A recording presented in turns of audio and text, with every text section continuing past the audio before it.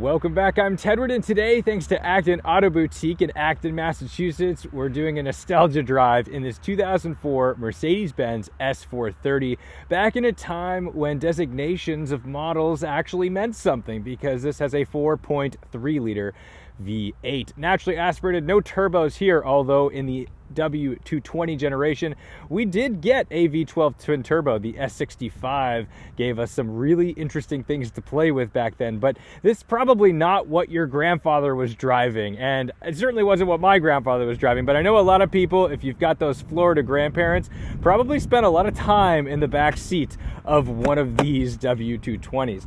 Now, the W220 is somewhat unloved. Anytime anyone talks about this car, they say, well, it's not as good as the W140 or the W221. But I gotta say, after spending a short time in it, maybe it doesn't deserve all of the hate, some of the hate, but this actually does drive quite nicely. The style of the 220 seems to be a people pleaser. It's very soft and rounded, but still quintessentially Mercedes-Benz. But I can understand why people probably appreciated the W140 more than this car. Although there's some interesting features where, like these mirrors, that's built into the door. There's not like a separate piece here. That's really wild.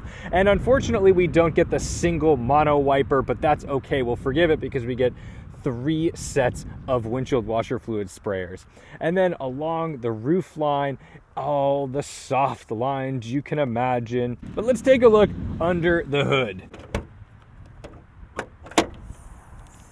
Here is the heart of our S-Class. It's not a monster powerhouse. It makes about 275 horsepower, but I'll tell you, it's very smooth, and this is not about straight line speed. It's about comfort.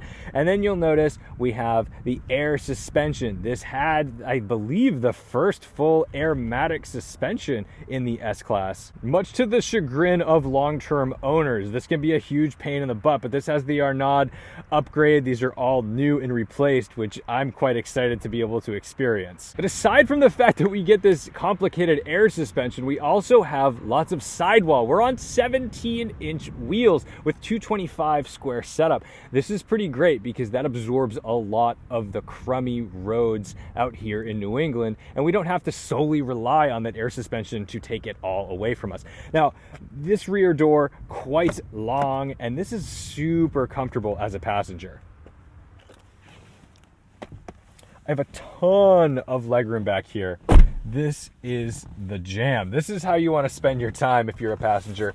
We've got a little center console thing here with an armrest and cup holders, although I don't think I would really trust much in these cup holders. That's a little sketchy. But I think this might be my favorite ashtray of all time because you have your cigarette lighter here and your ashtray there. Definitely designed for a group of, let's not say old, let's say experienced men taking their golf clubs to the club. They know that you might be getting ready back here, so we have our mirrors and lights. We're ready to go. But look, you know me, I'm all about the driving experience. Let's go see how this stacks up against some of the cars that I do really love, because you know what? I love a W221 S-Class. You know I love a Maybach 57. Got our old school Mercedes key.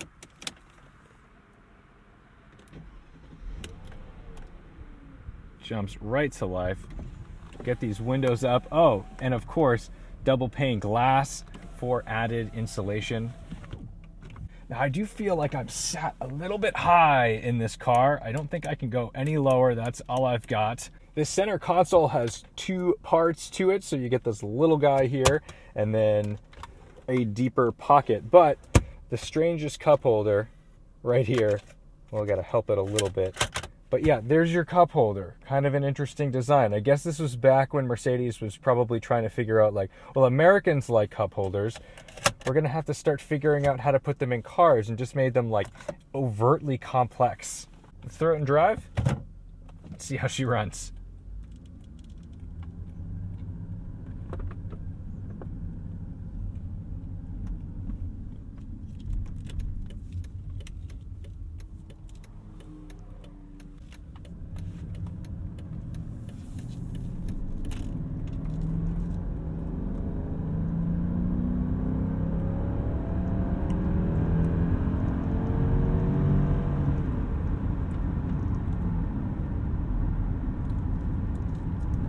nice linear progression on this engine. I'm actually pleasantly surprised by the power at the top end.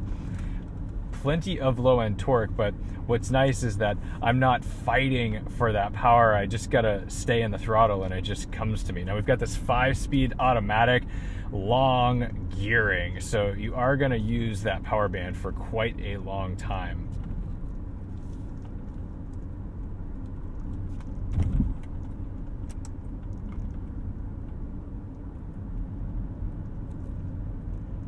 First thing you notice is just how delicate all of the inputs are. I don't have to put much effort into the steering. I can one hand this. I can use my fingertips to drive it. It's pretty nice, but it's not vague. I still feel like I have control of the car and I'm not losing it.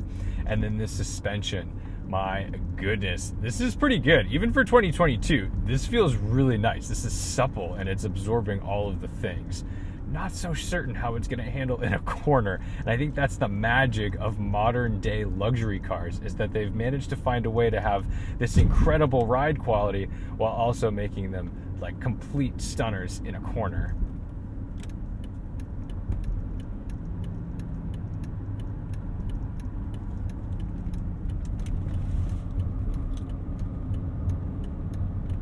Well, there you have it, guys. We can beat an E92 335i in a 2004 S430.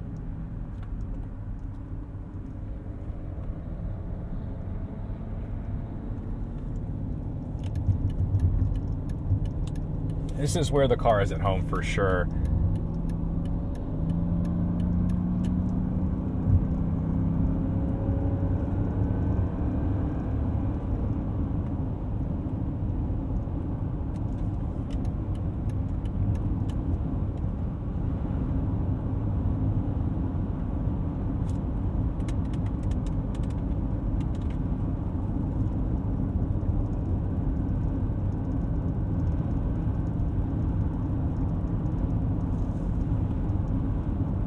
It's quiet, it's sophisticated, it's relaxing. It still does the thing. I think we could be happy with this. Maybe the lesson here is that an unloved S-Class is still better than no S-Class. Like, I am perfectly content. Now, this car also had, I think the first Distronic, which means that it has radar-guided cruise control.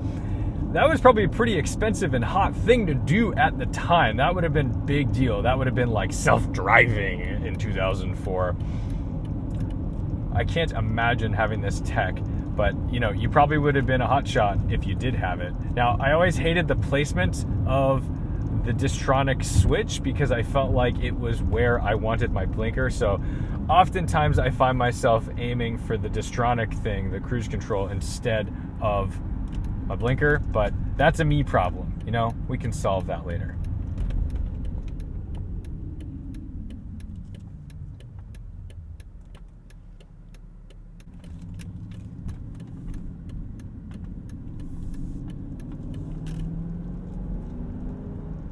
You'll have no accidental bucking in this car because that throttle pedal takes some distance to start feeding the power.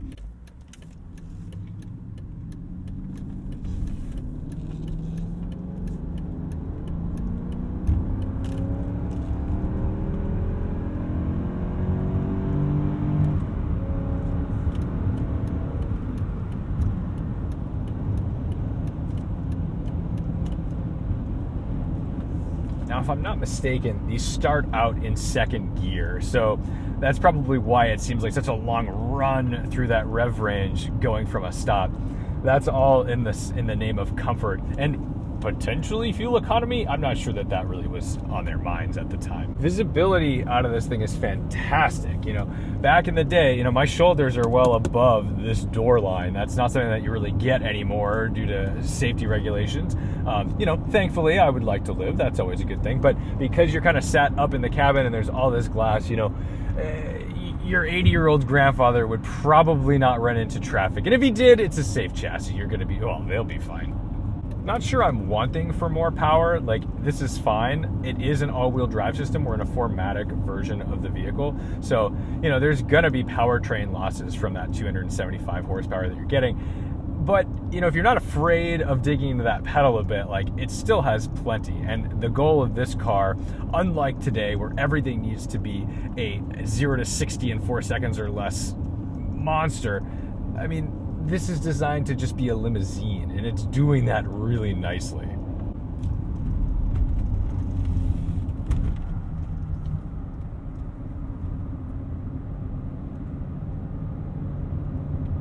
You can certainly feel the sidewall squish in a corner, but it handles pretty well. And there's an old E-Class 500E convertible, very cool.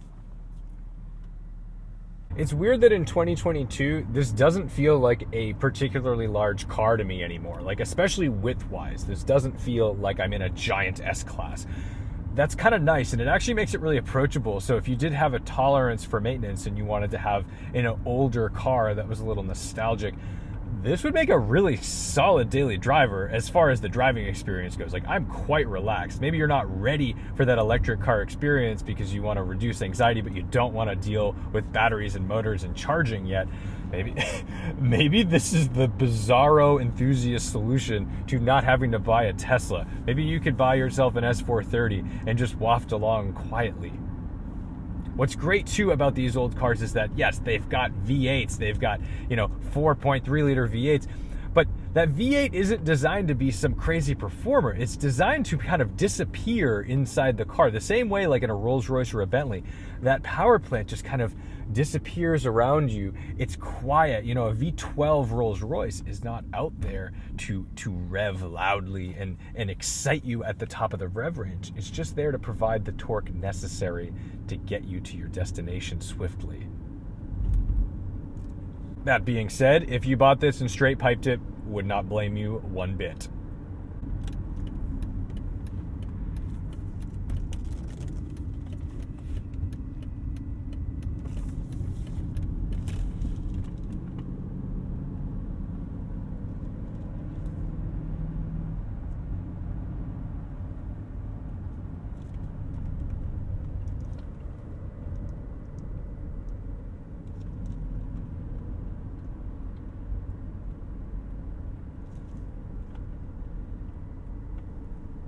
The styling of this car is so soft, and the W221 that came after it looks more like a Russian mafia mobile. If a 221 came and sat outside your house for a little while and you weren't sure who was in it, you'd wonder who you owed money to.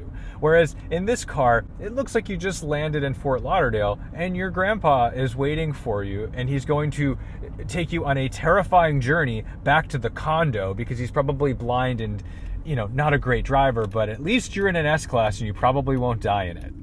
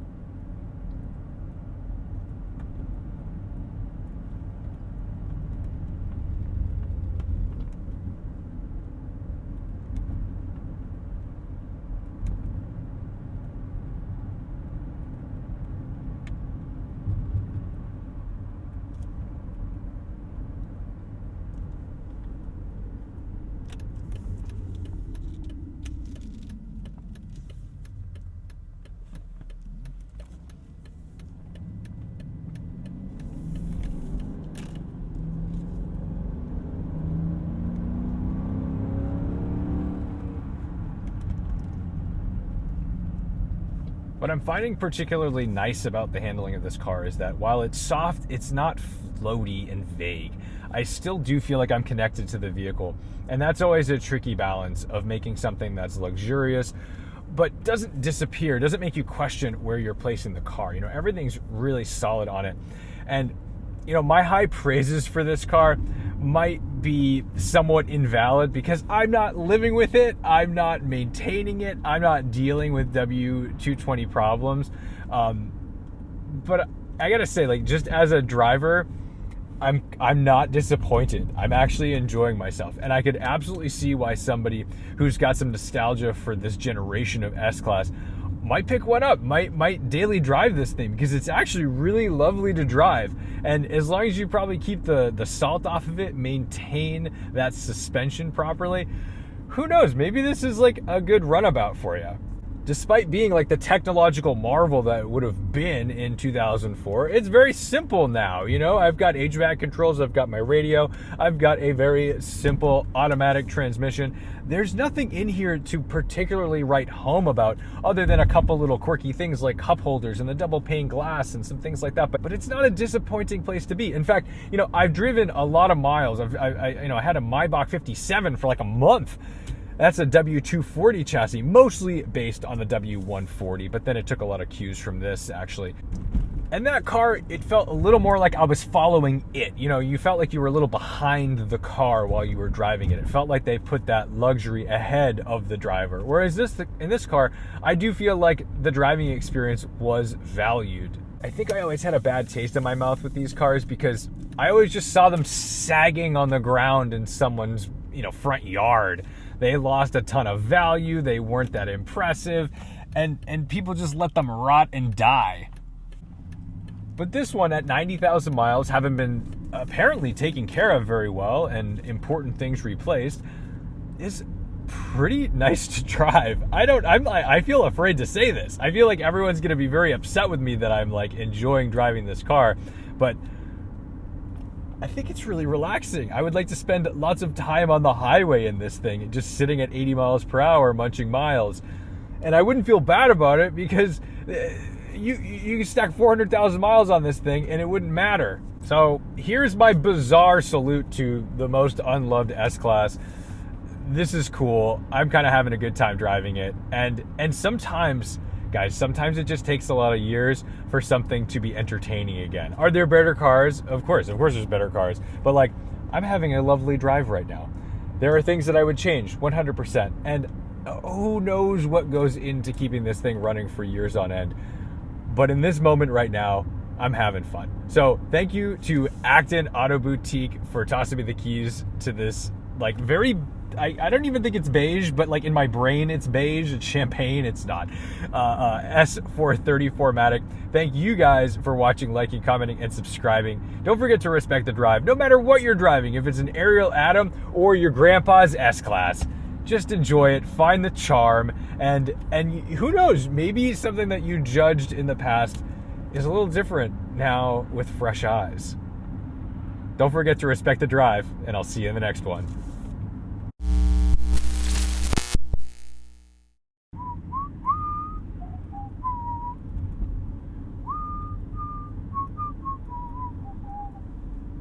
That's adorable.